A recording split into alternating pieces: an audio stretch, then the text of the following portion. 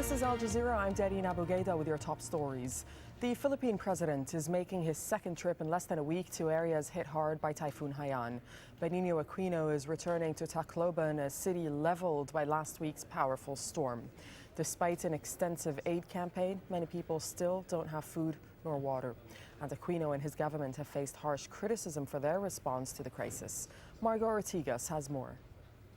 The problem here has always been that the national government has to deal with local government officials, and they're the ones tasked with distributing the goods to the residents in their areas that have been affected by the storm. Now, of course, as you know, in Leyte province, everyone has been affected by the storm, and that includes local government officials. So they themselves are undermanned in terms of trying to get people to deliver the goods to those that need it the most.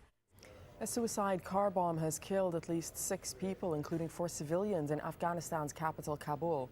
The Taliban has claimed responsibility for that attack, which targeted a compound where tribal leaders are due to gather next week. Almost 8,000 Syrian families have crossed the border into Lebanon in the past 2 days. They are trying to escape a Syrian army assault in the Al-Qalamun region, an area close to the border. And people attending rival political rallies in Mozambique have fought each other ahead of Wednesday's election.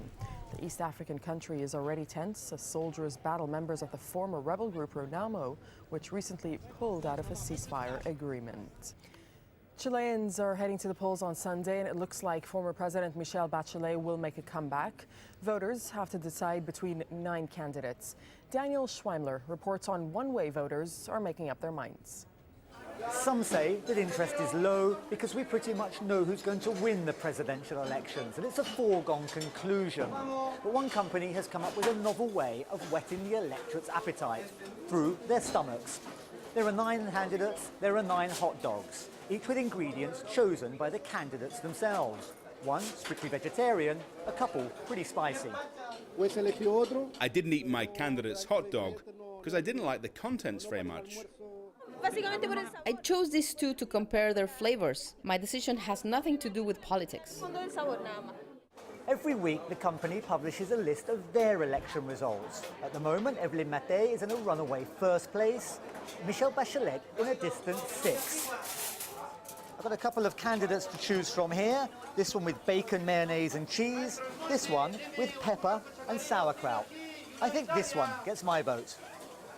You can find the latest on all those stories and much more at aljazeera.com.